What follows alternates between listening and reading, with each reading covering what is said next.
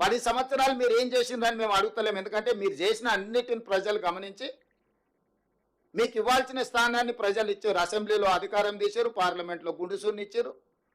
ఇప్పుడు ఏం జరుగుతుందో మీరు చూస్తున్నారు. ఇప్పటికైనా మీలో మానసిక పరివర్తన రావాలి కదా, మీ ఆలోచన విధానంలో మార్పు రావాలి కదా. ఒక ప్రధాన ప్రతిపక్ష రాజకీయ పార్టీగా మీ విధానం ఏంది, మీ ఆలోచన ఏంది? అంటే ఈ ప్రభుత్వమే నడవద్దా? ప్రజల సంక్షేమం చేపట్టొద్దా? ఈ రాష్ట్రం అభివృద్ధి పదం వైపు తీసుకెళ్లాల్సిన అవసరం లేదా? తెలంగాణ రైజింగ్ అనే పదాన్ని మనం ముందుకు తీసుకెళ్లాల్సిన అవసరం లేదా? మీకు బాధ్యత లేదా? ప్రభుత్వం అంటే కేవలం 65 మంది కాంగ్రెస్ పార్టీ శాసనసభ్యులేనా? ప్రభుత్వం అంటే 119 మంది శాసనసభ్యులు కలిస్తేనే ప్రభుత్వము. ఒకరొకరికి ఒక్కొక్క బాధ్యత ఇచ్చిండ్రు. విధానపరమైన నిర్ణయాలు చేసే బాధ్యత మాకు ఇచ్చిండ్రు. దాన్ని విశ్లేషించడం ద్వారా సలహాలు సూచనలు ఇవ్వాల్సిన ప్రధాన ప్రతిపక్ష పాత్ర మీకు ఇచ్చిండ్రు. మీతో పాటు బీజేపీ, ఎంఐఎం, సిపిఐ ప్రతిపక్షాలను విషయాలను ప్రస్తావించడానికి సభలో అందరికీ ప్రాతినిధ్యం ఇచ్చిండ్రు తెలంగాణ ప్రజలు. మన పాత్రలను మనం అందరం పోషిస్తేనే శాసనసభలో స్పీకర్కి right hand side treasury benches అంటే పాలకపక్షం ఉంటుంది, లెఫ్ట్ హ్యాండ్ సైడ్ ప్రతిపక్షం ఉంటుంది. These two are equal, these two are two eyes for speaker. పాలకపక్షంలో ముఖ్యమంత్రి గారికి ఎంత ప్రాధాన్యత ఉంటుందో ప్రతిపక్ష నాయకుడు కూడా అంతే ప్రాధాన్యత ఉంటుంది. అందుకే రైట్ హ్యాండ్ సైడ్ పాలకపక్షం కూర్చుంటే లెఫ్ట్ హ్యాండ్ సైడ్ ప్రతిపక్షం కూర్చుంటారు. ఎప్పుడు అడిగినా మైక్ ఇచ్చే సాంప్రదాయం ఉన్నది పాలకపక్షానికి, ప్రతిపక్షానికి. ఆ ప్రతిపక్ష ప్రధాన నాయకుడిగా మీరు సభకే రారు. దీన్ని ఏ విధంగా చూడాలి, ఏ విధంగా అర్థం చేసుకోవాలి తెలంగాణ సమాజం? ఆ కుర్చీ ఖాళీగా ఉండడం తెలంగాణకు మంచిదా? ఇప్పుడు మీ అనుభవాన్ని, మీ చతురతను ఉపయోగించి పాలకపక్షాన్ని ఇరుకున పెట్టండి. చంద్రశేఖరరావు గారు మీరు వచ్చి ఇరుకున పెట్టడమే కాదు, సూచన చేయండి. మేమంతా యంగ్స్టర్స్. మీ రోజు ఉన్న మంత్రివర్గంలో తుమ్మల గారు, జూపల్లి గారు సీనియర్స్ ఉండొచ్చు, కానీ బట్టి గారైనా, నేనైనా, శ్రీనివాస్ రెడ్డి అయినా, పొన్నం గారైనా మిత్రుడు. మేము అప్కమింగ్ ప్రజాప్రతినిధులము. మాకు ఈరోజు ఒక గొప్ప అవకాశం వచ్చింది. మీకంటే సీనియర్లు ఒకరిద్దరే మంత్రివర్గంలో ఉన్నారు, తుమ్మల నాగేశ్వరరావు గారు లాంటి వాళ్ళు. మీరు నిజంగానే మీ కేంద్ర మంత్రిగా, రాష్ట్ర మంత్రిగా, కేంద్ర మంత్రిగా, ముఖ్యమంత్రిగా, ఉద్యమకారుడుగా మీకు ఎంతో అనుభవం ఉందని మీరు చెప్తున్నారు కదా. ఆ అనుభవాన్ని ప్రజల కోసం ఉపయోగించండి. ప్రతిపక్ష బాధ్యత మీరు నెరవేర్చండి. పాలక పక్షానికి సూచన చేయండి. పాలక పక్షాన్ని ప్రశ్నించండి. ఇది నిర్దిష్టంగా ఇది అంశము, ఈ అంశంలో మీరు చేసిన నిర్ణయం ఇది, ఈ నిర్ణయం సహేతుకంగా లేదు, దీన్ని సవరించడం ద్వారా పేదలకు మేలు జరుగుతుంది అని మీరు నిర్దిష్టమైన సూచన మీరు చేయండి చంద్రశేఖరరావు గారు. మాకేమి భేషజాలు లేవు. వయసులో, అనుభవంలో మీరు పెద్దోళ్ళు అనుకుంటున్నారు. ఆ పెద్దరికాన్ని మీరు నిలబెట్టుకోండి అని మేము అంటున్నాము. మీరు ఎలాంటి సూచనలు చేయకుండా ఏం చేసినా అడ్డుకుంటామనే విధానము ఇది తెలంగాణకు మంచిదా? మీరు ఒక్కసారి ఆలోచన చెయ్యండి. నేను చంద్రశేఖరరావు గారికి సూటిగా సూచన చేస్తున్నా. మీ పిల్లలకు ఒకవేళ తెలియక అల్లర్చిల్లరు ఏదైనా వ్యవహారాలు చేస్తే పెద్ద మనిషిగా మీరు వాళ్ళకి చెప్పాలి కదా, కుటుంబ పెద్దగా, పార్టీ అధ్యక్షుడిగా. ఇది మంచి పద్ధతి కాదు, 10 ఏళ్ళు మనం నడిపినాం, ఇవన్నీ వ్యవహారాలు పెండింగ్ ఉన్నాయి, మనం చేయలేకపోయినాం, వాళ్ళు ఏదో ప్రయత్నం చేస్తున్నారు, కొంత సమయం ఇవ్వాలి. ఎందుకు ఇట్లా మీరు ఏది పడితే అది మాట్లాడుతున్నారు? మన పిల్లలు స్కూల్లో పక్కల పిల్లల్ని కొట్టేస్తానో, ఆ పక్క పిల్లలు పెన్సిలో రబ్బరు ఎత్తుకొస్తానో, తల్లిదండ్రులు మనం ఏం చెప్తాం? ఇట్లా తప్పు చేయదు, పక్కోడు హోంవర్క్ చేసుకుంటూ ఆ నోట్బుక్లో పేజీలు చించుకొని చించి చెత్తబుట్టలు వేసిరు అనుకో, వీడు హోంవర్క్ చేయడు. పక్కోడు నోట్బుక్లో నేను స్కూల్లో ఉన్నప్పుడు చూసేది, క్లాస్ టీచర్కి నా హోంవర్క్ గురించి అడిగితే పక్కోళ్ళు చేసి మనం చేయకపోతే మనం తిడతారని కొంతమంది పిల్లలు మన నోట్బుక్ ఆడబెట్టి పక్కకు పోవంగాని మనం చేసిన హోంవర్క్ పేజీలు చించేసి బయట వాడేసి వచ్చేటోళ్ళు.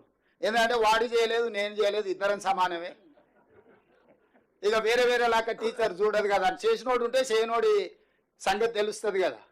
సేమ్ అట్లనే మీ పిల్లలు ఇద్దరిని మా మీదకి ఉసిగొల్పి ఎందుకు ఇట్లా చేస్తున్నారు చంద్రశేఖరరావు గారు? పెద్దరికం నీకు మంచిదా?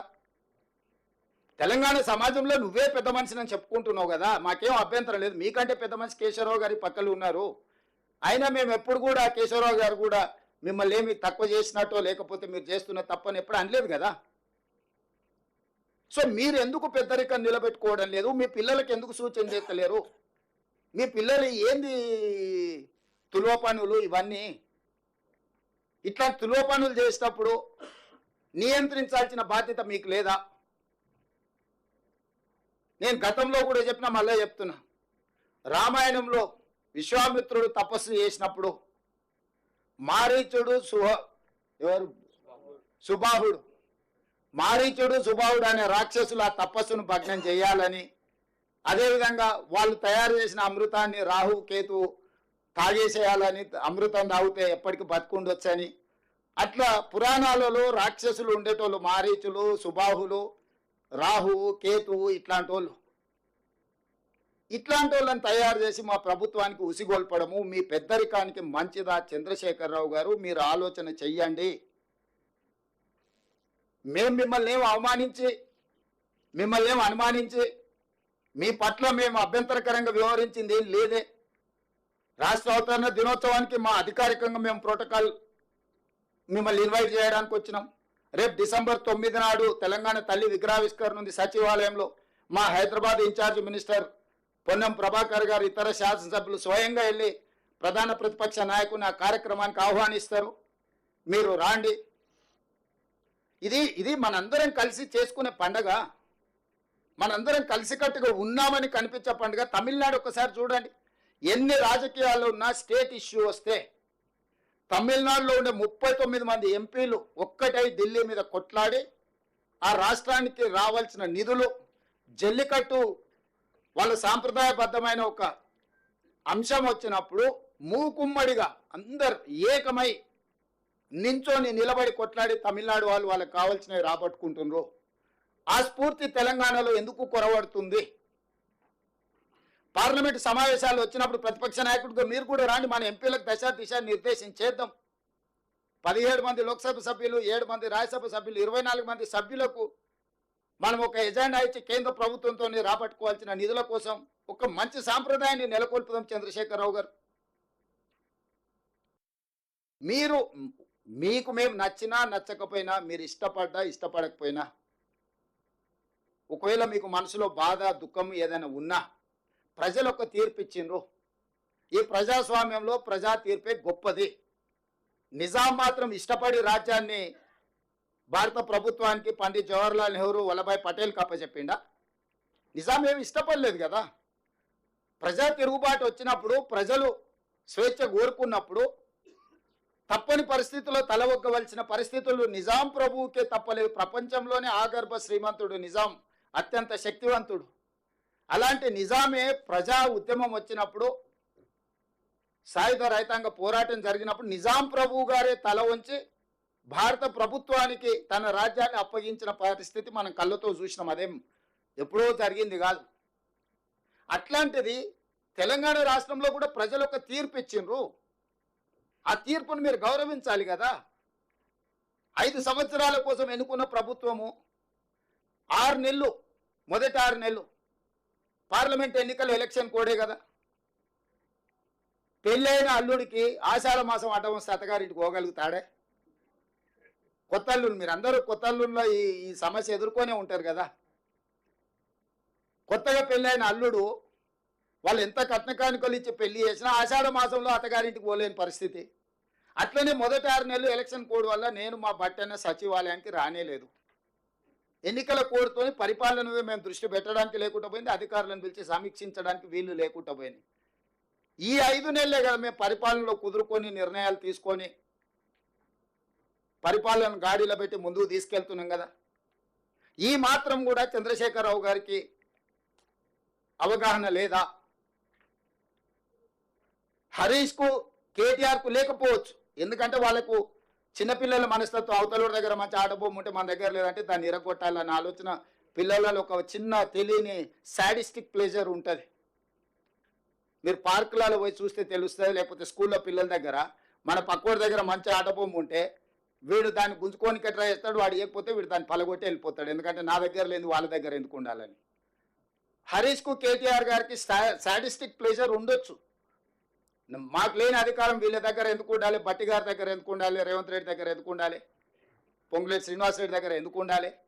ఉండొద్దు. దాన్ని ఎట్లో గట్లా ఇరగొడదామో పలగొడదామో అని వారికి ఆలోచన ఉండొచ్చు. ఎందుకంటే అట్లాంటి దుందుడుకు స్వభావం ఒక వయసులో ఉంటుంది. కానీ అన్ని అనుభవాలు ఉన్న చంద్రశేఖరరావు గారు వాళ్ళను పిలిచి కూర్చోబెట్టి తప్పు అని చెప్పాలి కదా. మీరు అందరు తల్లిదండ్రులు మీ పిల్లలు పడిపోయి తప్పు చేస్తే మీరు టీచర్ పిలిచి మీ పిల్లవాడు ఇట్లా చేస్తుండే మీరు మీ పిల్లలకి మీరు మంచి చెప్పుకుంటలేరా? నేను నా మనవాడికి చెప్తుంటా, స్కూల్లో పోయి ఏదన్నా ఇట్లా అట్లా చేస్తే అట్లా చేయద్దా, తప్పు నాన్న. సమాజంలో మనం మంచిగా ఉండాలి, మనం ఇతరులకు కష్టం నష్టం కలిగి చేద్దాం నేను నా మనవాడికి చెప్తున్నా. మీరు మీ పిల్లలకి చెప్పాలి కదా చంద్రశేఖరరావు గారు అని నేను అడుగుతున్నా. ఎటమటంగా వ్యవహరిస్తే ఇది వారికి క్షేమం కాదు, రాష్ట్రానికి కూడా మంచిది కాదు. ఎటమటంగా వ్యవహరించినప్పుడు చట్టం తన పని తాను చేసుకుంటూ పోతుంది. ఎవరు చట్టానికి అతీతులు గారు. డాక్టర్ బాబాసాహెబ్ అంబేద్కర్ పేదవాడి నుంచి ప్రధానమంత్రి వరకు ఒకే ఓటు హక్కు ఇచ్చి, ఒకే రకమైన చట్టాన్ని ఇచ్చి, ఒకే రకంగా అందరినీ దేశంలో ఉండే ప్రతి పౌరుడు సమానము అని వారు రాజ్యాంగం రాసిపోయినరు. దాన్నే మనం ఈ 75 సంవత్సరాల నుంచి అదే బైబుల్గా, అదే భగవద్గీతగా, అదే ఖురాన్గా అన్ని మతాలు దాన్నే ఒక ఆదర్శంగా తీసుకొని, రాజ్యాంగాన్ని ఆదర్శంగా తీసుకొని ముందుకు వెళ్తున్నాము. ఈ సచివాలయాన్ని కూడా మా ఒత్తిడితో డాక్టర్ బాబాసాహెబ్ అంబేద్కర్ గారి పేరు పెట్టాల్సిన పరిస్థితి చంద్రశేఖరరావు గారికి వచ్చింది. అక్కడ కూర్చొని నేను చెప్తున్నా, ఈ తెలంగాణ రాష్ట్రము 29 రాష్ట్రాలలో ఒక మంచి సాంప్రదాయాలు ఉన్న రాష్ట్రంగా తీర్చిదిద్దుదము. మా ప్రభుత్వము మిమ్మల్ని గౌరవిస్తుంది, ప్రతిపక్ష నాయకుడిగా గుర్తిస్తుంది. మీరు మీ బాధ్యత నెరవేర్చండి. ఒకవేళ మీకు ఏదన్నా మమ్మల్ని కుర్చీలలో చూడడం మీరు నామోషిగా ఒకవేళ మీరు ఫీల్ అయితే కొంతకాలం మమ్మల్ని స్వేచ్ఛగా పనిచేయనియండి. ప్రతిరోజు మీరు చేసే తప్పులను, ఈ తప్పులను సరిదిద్దడం పక్కన పెడితే ఆ అప్పులను మోయడానికి నడువు వంగిపోతుంది. రాష్ట్రం మొత్తం ప్రజల ఉద్యోగస్తులకు 6,500 కోట్లు జీతభత్యాలు ఇస్తే ఆయన చేసిన అప్పులకు అసలుకు మిత్తిక 6,500 కోట్లు ప్రతి నెల కట్టాల్సి వస్తుంది. మేము చేసిందే 52,000 కోట్ల అప్పులని మేము విడుదల చేస్తే 1,00,000 కోట్ల అప్పులు చేసిందని బుకాయిస్తాడు. అంటే ఇట్లాంటివన్నీ కూడా ప్రతిపక్ష పార్టీగా మీకు మంచిది కాదు. మీరు 10 సంవత్సరాలు ప్రభుత్వంలో ఉన్నారు. మీరు ఈ 10 సంవత్సరాల పరిపాలనలో మీరు చేసిన తప్పులను సవరించుకుంటూ, మీరు చేసిన అప్పులను కట్టుకుంటూ పరిపాలన గాడిన పెట్టాలనుకుంటున్నాము. ఈరోజు ఇందిరమ్మ ఇల్లు కేటాయించడం ద్వారా, అదేవిధంగా ప్రతి మండల కేంద్రంలో ఒక మోడల్ హౌస్ కట్టడానికి అనుమతి ఇస్తున్నాం. ఎందుకంటే ఏ విధంగా కట్టుకోవచ్చు, ఒక మోడల్ హౌస్ ప్రతి మండల కేంద్రంలో కడితే పేదలు వచ్చి ఆ మోడల్ హౌస్ను చూసుకున్నారనుకో, ఎందుకంటే వాళ్ళకి స్వేచ్ఛ ఇచ్చిన వాళ్ళు కట్టుకోవడానికి. అదే సందర్భంలో మండల కేంద్రంలో ఒక మోడల్ హౌస్ కడతాం, ఇందిరమ్మ మోడల్ హౌస్. దాన్ని చూడడం ద్వారా వాళ్ళు ఎట్లా ప్రతి ఇంచ్ ఎట్లా ఉపయోగించుకోవచ్చో, ప్రతి ఇంచ్ వాళ్ళ ఇంట్లో వాళ్ళు ఎట్లా వినియోగించుకోవచ్చో, వాళ్ళ కిచెన్ కానీ, బెడ్రూమ్ కానీ, అటాచ్డ్ బాత్రూమ్ కానీ, హాల్ కానీ ఏ రకంగా మెటిక్యులస్గా డిజైన్ చేయించవచ్చో, మంచి సాంకేతిక నైపుణ్యం ఉన్న ఆర్కిటెక్ట్స్తో కొన్ని డిజైన్ చేసినాం. ఇక్కడ డిజైన్స్ కూడా మేము ముందర డిస్ప్లే చేసినాం. వాటిని చూసుకోవడం, ఇట్లనే కట్టాలనే నిబంధన లేదు, కానీ ఎట్లా కట్టుకుంటే బాగుంటుందో కూడా ఒక మోడల్ హౌస్ ప్రతి మండల కేంద్రంలో నిర్మించాలని నిర్ణయం తీసుకున్నాం. నిరుపేదలకు ఎవరైనా మండల కేంద్రానికి వచ్చినప్పుడు ఆ మోడల్ హౌస్ను చూసుకొని పోయే విధంగా ఏర్పాటు చేస్తాం. ఇది ఒక మంచి కార్యక్రమం.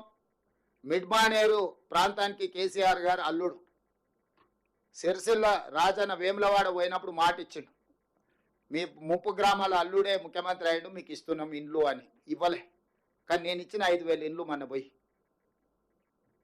అంటే వారు చెయ్యలేని విషయాలను మేము పరిష్కరిస్తున్నాము. మేమేం గొప్పగా కూడా చెప్పుకుంటలేము, బాధ్యత అనుకుంటున్నాం. గొప్పల కోసం చెప్పడం లేదు. బాధ్యతను మేము ఏ విధంగా నిర్వహిస్తున్నామో మీకు అందరికీ వివరిస్తున్నాము.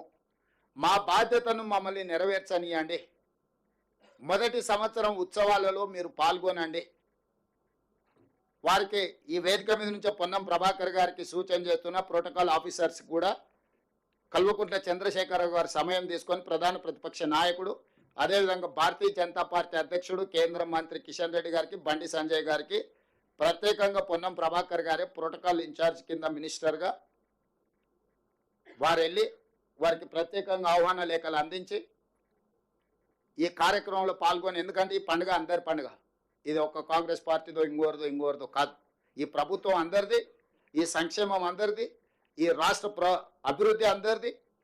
ఇందులో అందరూ భాగస్వాములు కావాలి, అందరినీ భాగస్వాములు కావాలని నేను పిలుస్తున్న 7, 8, 9 తారీఖుల్లో ఈ సచివాలయ ప్రాంగణం, నెక్లెస్ రోడ్డు, బుద్ధ పూర్ణిమ ప్రాంతం, ఇదంతా కూడా కంప్లీట్గా తెలంగాణ సంబరాలు జరుగుతాయి. 3 రోజులు సాయంత్రం పూట ఒక కార్నివాల్, ఒక అద్భుతమైన పండుగ